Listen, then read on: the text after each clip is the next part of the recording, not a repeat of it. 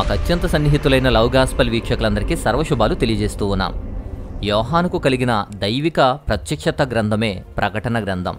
దర్శనానికన్నా కూడా దైవిక ప్రత్యక్షతగా దాన్ని మనం ఎక్కువగా చూడాలి. ఎందుకు అంటే అది కేవలం ఒక సాధారణ దర్శనంగా కాకుండా ఆత్మవశుడై దేవుడు కలుగజేసినటువంటి ఒక దర్శనంగా ఇవ్వబడింది. అంతేకాదు ప్రకటన గ్రంథం 1వ అధ్యాయం మీరు గమనిస్తే దేవుని పరలోక దేవదూత అతన్ని నడిపిస్తుంది, అతనితోనే ఉంటుంది, అతనికి అన్నీ చూపిస్తుంది. ఆ దేవుని ప్రత్యక్షత అనుభవాన్నే ప్రకటన గ్రంథం ద్వారా యోహాను మనకిచ్చారు. కాబట్టి యోహానుకు కలిగిన దైవిక ప్రత్యక్షత గ్రంథమే ప్రకటన. ఈ వీడియో చివరి వరకు పూర్తిగా చూడండి. యోహానుకు కలిగిన ఈ ఆత్మవశుడైనటువంటి దైవిక ప్రత్యక్షత ఎలా కలిగిందో, ఎక్కడ కలిగిందో, ఎలాంటి పరిస్థితుల మధ్య కలిగిందో, ఎలా చూపించారో కూడా మనకు తెలుస్తుంది. ప్రకటన గ్రంథం మొత్తం సారాంశం అంతా కూడా ఈ వీడియోలో మనం అర్థం చేసుకోవచ్చు. యోహాను ఎలాంటి అనుభవాన్ని పొందాడు అంటే డైరెక్ట్గా దేవుని ప్రత్యక్షతని అనుభవించాడు. ఆత్మవశుడై కొనిపోబడ్డాడు, ఆత్మవశుడై సంచరించాడు, అన్నీ చూశాడు. ఇది ప్రకటన గ్రంథంలో 4 సార్లు గుర్తు చేశారు. ప్రకటన గ్రంథం 1వ అధ్యాయం 10వ వాక్యంలో చూస్తే ఆత్మవశుడై అని కనబడుద్ది. అంటే పద్మాసు ద్వీపం నుంచి ఆత్మవశుడై కొనిపోబడతాడు. రెండవసారి 4వ అధ్యాయం 2వ వాక్యం చూస్తే ఆత్మవశుడై పరలోకానికి కొనుపోబడతాడు. మూడవసారి 17వ అధ్యాయం 3వ వాక్యం చూస్తే ఆత్మవశుడై అరణ్యానికి కొనుపోబడతాడు. 21వ అధ్యాయం 10వ వాక్యంలో చూస్తే యోహాను ఎత్తైనటువంటి ఒక ప్రతిష్టాత్మకమైనటువంటి పర్వతానికి కొనుపోబడతాడు. ఈ విధంగా 4 సార్లు దైవిక ప్రత్యక్షత పొంది ఆత్మవశుడై కొనుపోబడినటువంటి విషయాలను, ఆ సందర్భాలను ప్రకటన గ్రంథం మనకు వివరించింది. అయితే ఈ విధంగా ఒక్కచోట దర్శనం పొందింది కాదు, ఒకే చోట దేవుడు చూపించింది కాదు, ఆయన్నే తీసుకువెళ్ళి ఆత్మవశుడిగా ఆయన తీసుకుని వెళ్ళి అన్నీ చూపించి ఆయనకు అన్నీ చెప్పి ప్రతిసారి ఒకేలా కాకుండా ప్రతి సందర్భంలోనూ ఒక్కోలా కనిపించడం, అంతేకాకుండా ఒక చోట నుంచి మరొక చోటకి కొనుపోబడ్డం, అక్కడ ప్రతీదీ కూడా వివరించడం, ఇలాంటి సందర్భాన్ని ప్రకటన గ్రంథంలో యోహాను అనుభవించాడు. ఈ ప్రకటన గ్రంథ ప్రత్యక్షత ఎన్ని దర్శనాల ద్వారా, ఎన్ని దర్శనాలు ఏ సందర్భాల్లో, వాటి విభజనను అనుసరించి వాటిని పార్ట్స్గా మీకు వివరించే ప్రయత్నం చేస్తాను. ముందుగా దైవిక ప్రత్యక్షత యోహానుకు ఎందుకు ఇవ్వబడింది అంటే దానికి ప్రధానమైన 3 కారణాలు ఏంటంటే, మొదటిది తన వారికి, తన దాసులకు ఇవి కనపరచాలి కాబట్టి. రెండోది ఇవన్నీ కూడా త్వరలో సంభవింపబోనటువంటి సంభవాలు. మూడవది దేవుని వాక్యం నిమిత్తం, యేసు సాక్ష్యం నిమిత్తము తాను చూసినదంతా కూడా సాక్ష్యం ఇవ్వడానికి. సో ఈ 3 సందర్భాలను బట్టి ప్రకటన గ్రంథం అనేది యోహానుకు ఈ ప్రత్యక్షతా దర్శనం ద్వారా ఇచ్చారు. ఇదంతా 1వ అధ్యాయం 2 వాక్యాల్లోనే, ప్రకటన గ్రంథం మొదట్లోనే ఇవంతా చెప్పబడింది. యోహానుకు కలిగిన ఈ దైవిక ప్రత్యక్షతలో మొదటి స్టేజ్ ఎక్కడ అంటే పత్మోస్ ద్వీపం. ఈ పత్మోస్ ద్వీపం దగ్గరే యోహాను శిక్ష అనుభవిస్తున్నాడు, బంధించబడ్డాడు, ఒంటరిగా జీవిస్తున్నాడు. అలా ఖైదుగా ఒంటరిగా జీవోత్సవంలా బ్రతుకుతూ ఉన్న యోహానుకు కలిగిన దైవిక ప్రత్యక్షతే ఈ ప్రకటన గ్రంథ సారాంశం. ఈ పత్మోసు ద్వీపం నుంచే ఆత్మవశుడై దైవిక ప్రత్యక్షత పొందాడు. అతను కల్లారా చూశాడు, చెవులారా విన్నాడు, హృదయానుసారంగా అన్నీ అర్థం చేసుకున్నాడు. అందుకే అవన్నీ తన దాసులకు ఇవ్వాలి, సాక్షిగా ఇవ్వాలి అని చెప్పి అవంతా గ్రంథస్థం చేసి మనకిచ్చారు. అయితే ఈ పత్మోసు ద్వీపం దగ్గరే అతను పొందిన మొదటి స్టేజ్లోనే అతని అనుభవం దైవిక ప్రత్యక్షతలో యేసుక్రీస్తు వారిని చూశాడు. పరలోకం నుంచి ఒక స్వరం వినబడుతుంది. కొన్ని విషయాలు చెబుతున్నప్పుడు ఏంటి ఈ స్వరం, ఎవరు చెబుతున్నారు అని చూసినప్పుడు యోహానుకు కలిగిన మొదటి దర్శనమే యేసుక్రీస్తు వారి ప్రత్యక్షత. 7 బంగారు దీపస్తంభముల మధ్య పునరుద్ధానుడైన యేసుక్రీస్తు వారిని చూశాడు యోహాను. యేసుక్రీస్తు వారి స్వరూపం కూడా చాలా గంభీరంగానూ చాలా వెలుగుగానూ ఉంది. మంచు వంటి తెల్లని వెంట్రుకలున్నాయి, అగ్నిలా మండుతున్న కళ్ళు కనబడుతున్నాయి, మెరిసేటువంటి కంచు పాదాలు కనబడుతున్నాయి. ఆయన నోటు నుంచి కత్తి దూసుకు వెళ్తుంది. సూర్యుడిలా ప్రకాశించేటువంటి ముఖం, చాలా ప్రకాశవంతమైన ముఖం. తాను చూడబోయేది నిజమేనా అనుకునే లోపే ఆయన మాట్లాడుతూ నీవు చూడబోయేది, నీకు కనపరిచేది ప్రతిదీ వ్రాయమని యేసుక్రీస్తు వారు యోహానుకు చెబుతారు. ఆ ప్రత్యక్షత చూసిన తర్వాత యోహాను తట్టుకోలేక చనిపోయినట్లు పడిపోతాడు, చచ్చినవాడిగా పడిపోతాడు. ఆ ప్రకటన గ్రంథం కూడా మనకు ఆ మాటే సెలవిస్తుంది. అప్పుడు యోహాను ఆత్మవశుడై కొనిపోబడి ప్రతీదీ కూడా తెలుసుకొని మనకు గ్రంథస్థం చేశారు. వీటన్నిటి విషయాల్ని కూడా కొన్ని పార్ట్స్గా, కొన్ని విజన్స్గా మనం నేర్చుకుందాం. మొదటి విజన్, ముందుగా 7 సంఘాలకు కూడా సందేశాలు పంపిస్తారు. ప్రకటన గ్రంథం 2వ అధ్యాయము 3వ అధ్యాయము కూడా ఈ 7 సంఘాల గురించినటువంటి సందేశాల గురించే మాట్లాడుతూ ఉంది. Ephesus, Smyrna, Pergamum, Thyatira, Sardis, Philadelphia and Laodicea అనేటువంటి సంఘాలకు హెచ్చరించేటువంటి గద్దింపు మాటలు, ప్రోత్సాహపు మాటలు, వాటన్నిటినీ కూడా యోహానుతో వారికి చేరజేశాడు. ప్రతి ఒక్కటి కూడా జయించేవాడికి అని వాగ్దానం చేసినటువంటి ఒక మాట మాట్లాడుతుంది. ఇదే విషయాన్ని మొదటి అధ్యాయం 11వ వాక్యంలో కూడా మనకు సెలవిస్తుంది. ఈ 7 సంఘాలకు కూడా వర్తమానాలు పంపిస్తారు. ఇక రెండవ విజన్ అక్కడి నుంచి పరలోకానికి కొనుపోబడతాడు. పరలోకంలో చూసిన పార్ట్ అంతా కూడా సెకండ్ పార్ట్గా విజన్ 2గా మనం చూద్దాం. పరలోక ద్వారాలు తెరవబడతాయి. యోహాను పరలోకానికి కొనుపోబడతాడు. దేవుని సింహాసనం వైపు తీసుకురాబడతాడు. దేవుని సింహాసనాన్ని చూస్తాడు. అత్యంత ప్రకాశవంతమైన దేవుని సింహాసనాన్ని చూశాడు. చుట్టూ ఇంద్రధనస్సులాగా ప్రకాశిస్తూ కనబడుతుంది. ఆ చుట్టూ 24 మంది పెద్దలు కనిపించారు. ఆ ప్రక్కనే 4 జీవులు పరిశుద్ధుడు పరిశుద్ధుడు పరిశుద్ధుడు అని చెప్పి కొనియాడుతున్నారు. అలాంటి దైవిక సింహాసనాన్ని, పరలోక సింహాసన విధానాన్ని యోహాను చూశాడు. ఇక రెండో విషయం, ముద్ర వేయబడినటువంటి ఒక గ్రంథపు చుట్టను చూస్తాడు. ఆ గ్రంథం ఎవరికీ తెలియదు, ఎవరు చదవరు.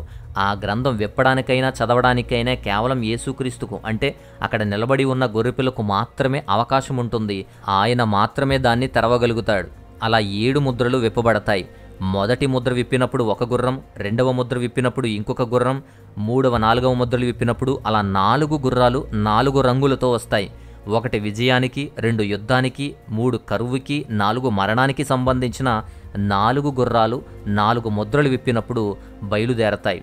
ఇక 5వ ముద్ర విప్పినప్పుడు ఎవరైతే హతసాక్షులుగా మరణించారో వారు న్యాయం కోసం కేకలు వేస్తున్నటువంటి విషయాన్ని గమనిస్తాడు.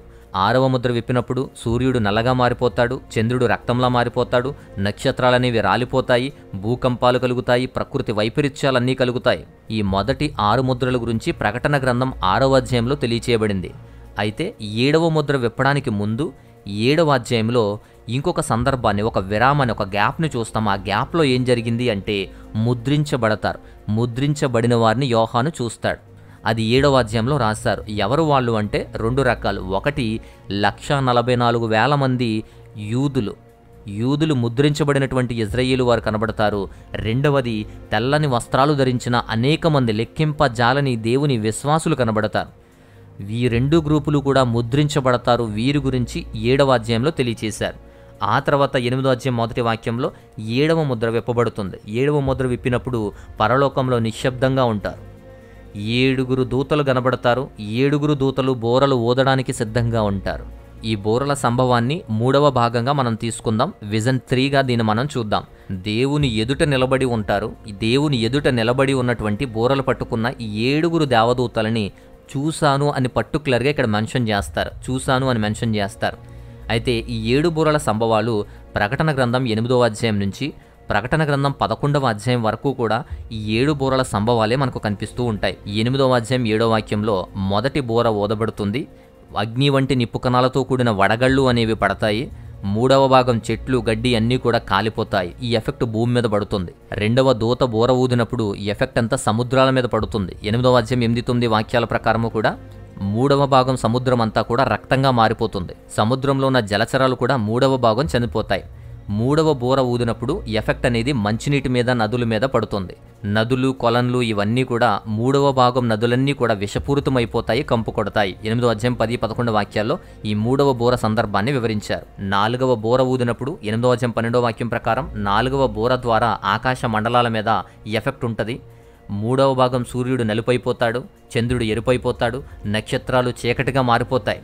ఈ మొదటి 4 బూరలు భూమి మీద, సముద్రాల మీద, నదుల మీద, ఆకాశ మండలాల మీద ఎఫెక్ట్ చూపిస్తే 5వ బూర ఊదినప్పుడు మొదటి శ్రమ ప్రారంభమవుతుంది. 9వ అధ్యాయం మొదటి 12 వాక్యాలు చూస్తే అగాధము నుంచి మిడతల సైన్యం వస్తుంది. రాక్షస మిడతల సైన్యం చూడడానికి, వర్ణించడానికి కూడా చాలా విపరీతంగా వర్ణిస్తారు.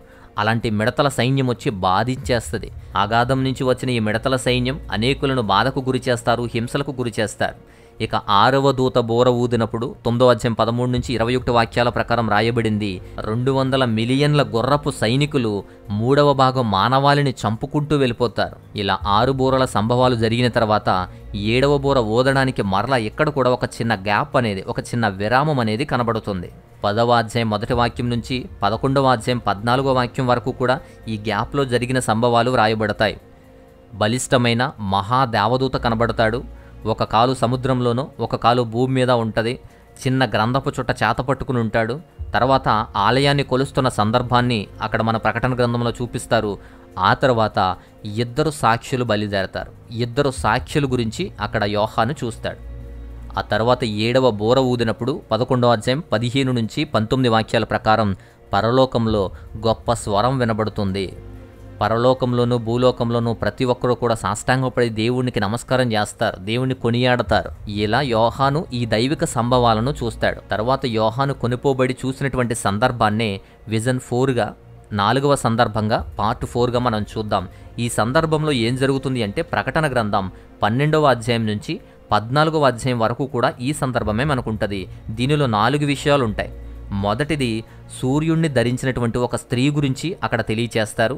సూర్యుణ్ణి ధరించినటువంటి ఆ స్త్రీ బిడ్డను కనబోయేటువంటి స్టేజ్లో గర్భముతో నిండు చూలాలుగా ఉంటుంది.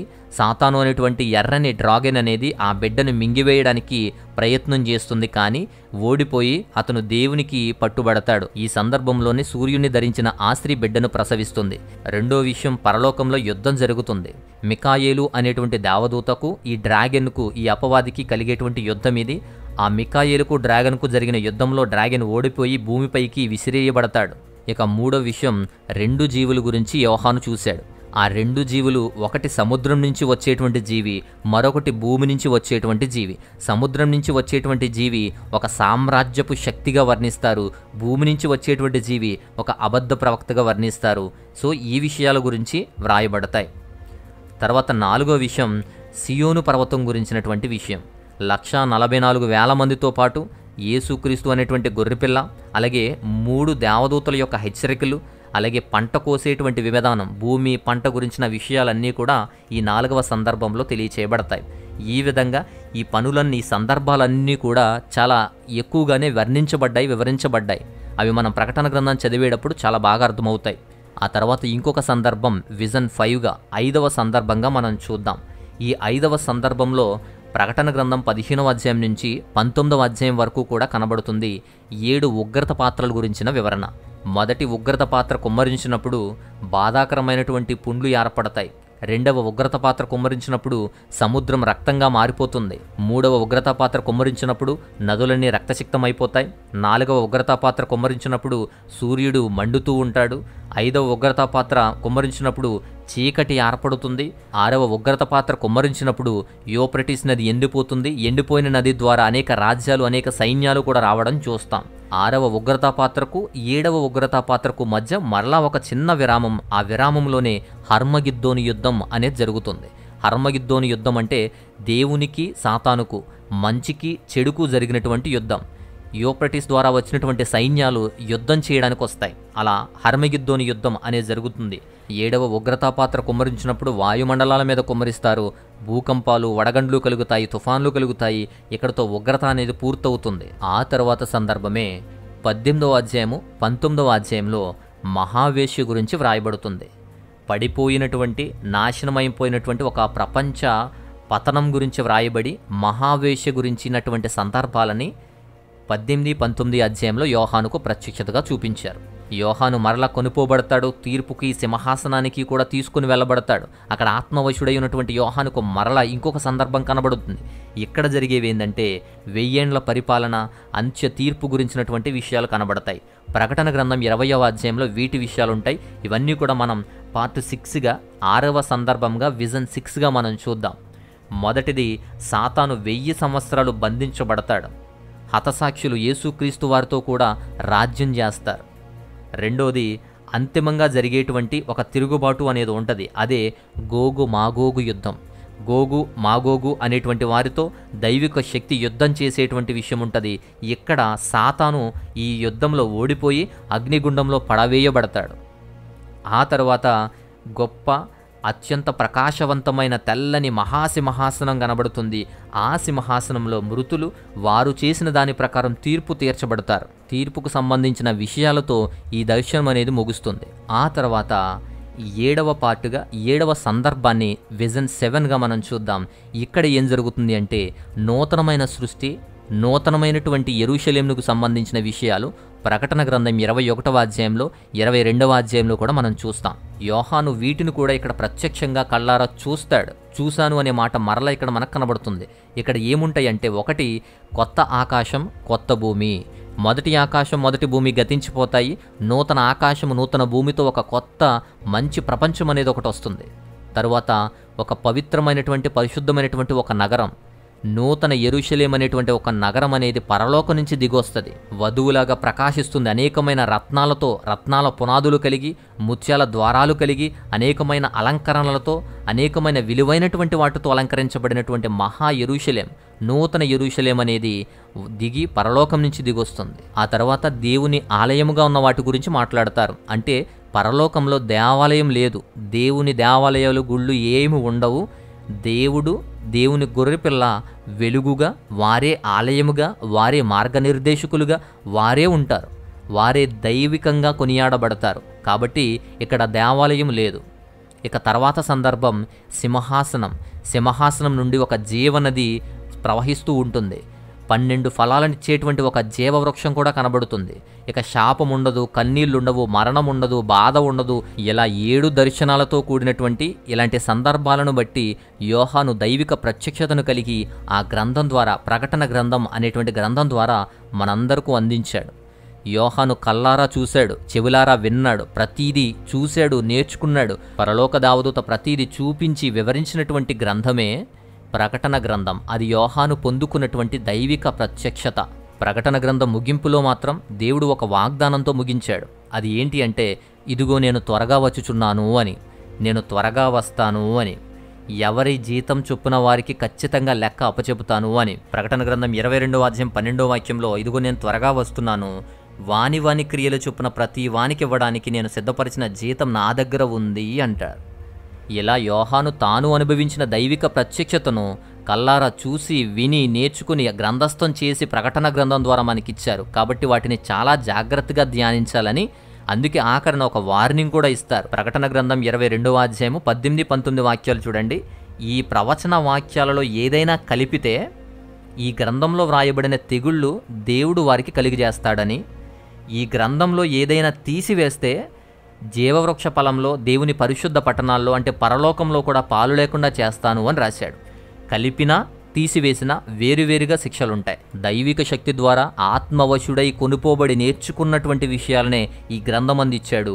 అంతేకాకుండా ఈ గ్రంథంలో ప్రవచన వాక్యాలను గైకునువాడు ధన్యుడు అని కూడా వ్రాశాడు. ప్రకటన గ్రంథం 22వ అధ్యాయం 7వ వాక్యంలో ఈ గ్రంథంలోని ప్రవచన వాక్యాలన్నీ గైకునువాడు ధన్యుడు, ధన్యతలను కూడా తెలియచేశాడు. సో ఇలా యోహాను తాను అనుభవించినటువంటి దైవిక ప్రత్యక్షతలనేవి ఇలా ఉంటాయి. సో వాటిని సందర్భానుసారంగా యోహాను ఆత్మవశుడై వెళ్ళినటువంటి సందర్భాన్ని బట్టి 7 విభాగాలుగా మనం చర్చించుకోవడం జరిగింది. ప్రకటన గ్రంథం సింపుల్గా ఈ విజన్స్ను బట్టి మనం ఈ విధంగా అర్థం చేసుకోవచ్చు. ఇంకేమైనా డౌట్లున్నా, లేదా ఏదైనా సందేహాలున్నా, లేదా ప్రార్థన అవసరతలు ఏమున్నా కూడా స్క్రీన్ మీద వాట్సాప్ నంబర్ ఇచ్చాం. వాట్సాప్ మాత్రం చేసి మాకు తెలియజేయండి. అలాగే మా వ్యయ ప్రయాసలకు, మా పరిచర్యలకు సహాయం చేయాలి అనుకుంటే డీటెయిల్స్ స్క్రీన్ మీద ఉన్నాయి. మీ విలువైన కానుకలను, మీ సహాయాన్ని అందించండి. మా పరిచర్యలో మీరు కూడా పాలిభాగస్తులుగా ఉండండి. సో ఇది ఈ విషయం కనుక మీ అందరికీ చాలా క్లియర్గా అర్థమైతే, నచ్చితే లైక్ చేసి ఇతరులకు కూడా షేర్ చేయండి. ఈ విషయం అంతా మీకు అర్థమైంది కదా. మరొక అద్భుతమైనటువంటి మంచి అంశంతో మరొక వీడియో ద్వారా నేను మరల వస్తాను. అంతవరకు దేవాతి దేవుని మహాఉన్నతమైన కృపా కాపుదల మీ అందరికీ తోడయుండి మనల్ని బలపరిచి సిద్ధపరచునుగాక. ఆమెన్.